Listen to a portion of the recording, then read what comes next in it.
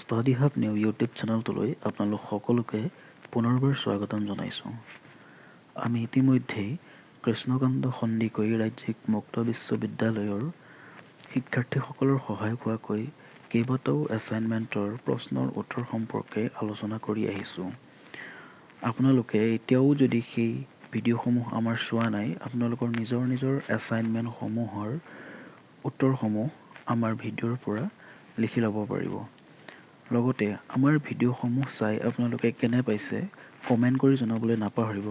লগতে আমাৰ ভিডিঅ'সমূহ চাই এটা লাইক দি যাবলৈ একেবাৰে নাপাহৰিব, কিয়নো আপোনালোকৰ এটা লাইকে পৰৱৰ্তী ভিডিঅ'সমূহ প্ৰস্তুত কৰিবৰ কাৰণে আমাক যথেষ্ট প্ৰেৰণা যোগায়। এতিয়া চাওঁ আহকচোন। আমি আজি প্ৰথম প্ৰশ্নটো লৈছোঁ, ডিগ্ৰী ফাৰ্ষ্ট ছেমিষ্টাৰৰ ডিষ্টেঞ্চ এডুকেশ্যন এছাইনমেণ্টৰ প্ৰথম প্ৰশ্নটো আছিল, ভাৰতৰ শিক্ষা ব্যৱস্থাৰ বিকাশত মুক্ত আৰু দূৰশিক্ষানুষ্ঠানসমূহে কি ভূমিকা পালন কৰি আছে? উত্তৰ,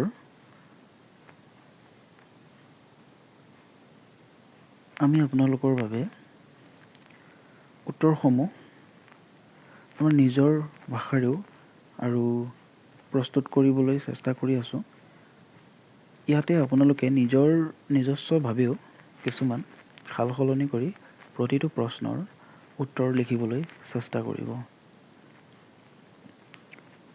আজিৰ উত্তৰটো আছে, শিক্ষা ব্যৱস্থাৰ বিকাশত মুক্ত আৰু দূৰৱৰ্তী শিক্ষানুষ্ঠানসমূহে গুৰুত্বপূৰ্ণ ভূমিকা পালন কৰে।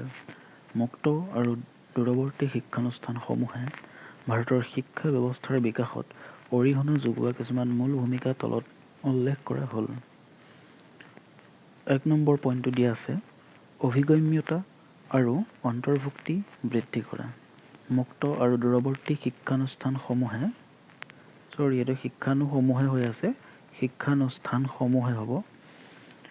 মুক্ত আৰু দূৰৱৰ্তী শিক্ষানুষ্ঠানসমূহে সমগ্ৰ দেশৰে ছাত্ৰ ছাত্ৰীসকলক শিক্ষা প্ৰদান কৰে, বিশেষকৈ দুৰ্গম আৰু গ্ৰাম্য অঞ্চলত, য'ত পৰম্পৰাগত শিক্ষানুষ্ঠানসমূহ সহজে উপলব্ধ নহ'বও পাৰে। তেনে অঞ্চলৰ ছাত্ৰ ছাত্ৰীসকলে মুক্ত আৰু দূৰৱৰ্তী শিক্ষানুষ্ঠানসমূহৰ জৰিয়তে সহজে শিক্ষা লাভ কৰিব পাৰে। ভাৰতৰ দৰে বিশাল আৰু বৈচিত্ৰ্যপূৰ্ণ দেশত এইটো বিশেষভাৱে গুৰুত্বপূৰ্ণ, য'ত ভৌগোলিক বাধা আৰু সীমিত আন্তঃগাঁথনিয়ে গুণগত শিক্ষাৰ সুবিধা লাভত বাধাৰ সৃষ্টি কৰিব পাৰে। শৈক্ষিক বিভাজন দূৰ কৰা। মুক্ত আৰু দূৰ শিক্ষানুষ্ঠানসমূহে নমনীয় শিক্ষণৰ সুযোগ প্ৰদান কৰি চহৰ আৰু গ্ৰাম্যাঞ্চলৰ ছাত্ৰ ছাত্ৰীৰ মাজৰ ব্যৱধান দূৰ কৰাত সহায় কৰে। এই শিক্ষা ব্যৱস্থাটো কৰ্মৰত, পেছাদাৰী, গৃহিণী আৰু ব্যক্তিগত বা পেছাদাৰী প্ৰতিশ্ৰুতিৰ বাবে পৰম্পৰাগত শিক্ষা গ্ৰহণ কৰিব নোৱাৰা সকলৰ বাবে অতিকৈ উপকাৰী। নম্বৰ 3, উচ্চ শিক্ষাৰ সুযোগ সম্প্ৰসাৰণ। ভাৰতৰ জনসংখ্যা দ্ৰুতগতিত বৃদ্ধি হোৱাৰ লগে লগে ভাৰতত উচ্চ শিক্ষাৰ চাহিদাও বৃদ্ধি পাইছে। ইন্দিৰা গান্ধী ৰাষ্ট্ৰীয় মুক্ত বিশ্ববিদ্যালয়ৰ দৰে মুক্ত আৰু দূৰৱৰ্তী শিক্ষানুষ্ঠানসমূহে বিভিন্ন ক্ষেত্ৰত স্নাতকোত্তৰ আৰু ডিপ্ল'মা পাঠ্যক্ৰমৰ বিস্তৃত পৰিসৰ আগবঢ়াই এই চাহিদা পূৰণ কৰাত সহায় কৰা দেখা যায়।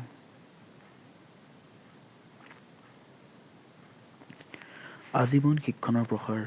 মুক্ত আৰু দূৰৱৰ্তী শিক্ষানুষ্ঠানসমূহে প্ৰাপ্তবয়স্ক শিক্ষাৰ্থীসকলক তেওঁলোকৰ দক্ষতা বৃদ্ধি, জ্ঞান বৃদ্ধি কৰা বা অধিক অৰ্হতা লাভ কৰাৰ সুযোগ প্ৰদান কৰি আজীৱন শিক্ষা লাভ কৰাত সহায় কৰে। খৰচ বহনক্ষম শিক্ষা। মুক্ত আৰু দূৰৱৰ্তী শিক্ষানুষ্ঠানসমূহৰ জৰিয়তে শিক্ষা লাভ কৰা পৰম্পৰাগত শিক্ষাতকৈ প্ৰায় অধিক সুলভ। ইয়াৰ ফলত অৰ্থনৈতিকভাৱে বঞ্চিত অঞ্চলৰ ছাত্ৰ ছাত্ৰীসকলৰ বাবে ই এক আকৰ্ষণীয় বিকল্প হৈ পৰে, যাৰ ফলত তেওঁলোকে পূৰ্ণকালীন আৱাসিক কাৰ্যসূচীৰ আৰ্থিক বোজা নোহোৱাকৈ নিজৰ শৈক্ষিক লক্ষ্যত উপনীত হ'ব পাৰে। নমনীয়তা আৰু ব্যক্তিগতকৃত শিক্ষণ। মুক্ত আৰু দূৰৱৰ্তী শিক্ষানুষ্ঠানসমূহে সময়, গতি আৰু স্থানৰ ক্ষেত্ৰত নমনীয়তা প্ৰদান কৰে, যাৰ ফলত ছাত্ৰ-ছাত্ৰীসকলে ব্যক্তিগত, পেছাদাৰী বা পাৰিবাৰিক দায়িত্বৰ সৈতে নিজৰ শৈক্ষিক সাধনাৰ মাজত ভাৰসাম্য ৰক্ষা কৰাটো সহজ হয়। এই ব্যক্তিগতকৃত পদ্ধতিয়ে শিক্ষণশৈলী আৰু পছন্দৰ বিস্তৃত পৰিসৰ পূৰণ কৰাত সহায় কৰে।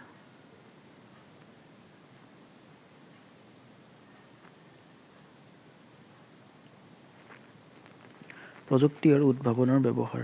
মুক্ত আৰু দূৰৱৰ্তী শিক্ষানুষ্ঠানসমূহে শিক্ষা ব্যৱস্থাত প্ৰযুক্তিক একত্ৰিত কৰাৰ ক্ষেত্ৰত উন্নত হৈ আহিছে। অনলাইন পাঠ্যক্ৰম, ভাৰ্চুৱেল শ্ৰেণীকোঠা, ই-বুক আৰু অন্যান্য ডিজিটেল শিক্ষণ পদ্ধতি আগবঢ়াইছে। ইয়াৰ ফলত জ্ঞানৰ প্ৰসাৰৰ সুবিধা হয় আৰু শিক্ষণক অধিক পাৰস্পৰিক আৰু আকৰ্ষণীয় কৰি তোলা হয়। গৱেষণা আৰু শৈক্ষিক সহযোগিতা।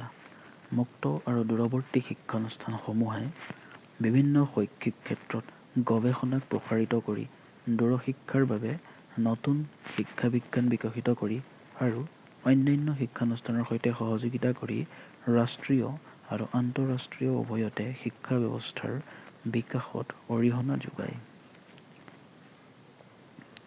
এনেদৰে বিশ্লেষণ কৰি ক'ব পাৰি যে মুক্ত আৰু দূৰৱৰ্তী শিক্ষানুষ্ঠানসমূহে সুলভ আৰু নমনীয় শিক্ষণৰ সুযোগ প্ৰদান কৰি আঞ্চলিক বৈষম্য দূৰ কৰি আজীৱন শিক্ষণক প্ৰসাৰিত কৰি আৰু দক্ষতা বিকাশত সহায় কৰি ভাৰতৰ শিক্ষা ব্যৱস্থা গঢ় দিয়াত সহায়ক হৈছে, যাৰ ফলত দেশৰ আৰ্থ-সামাজিক উন্নয়নত অৰিহণা যোগায়।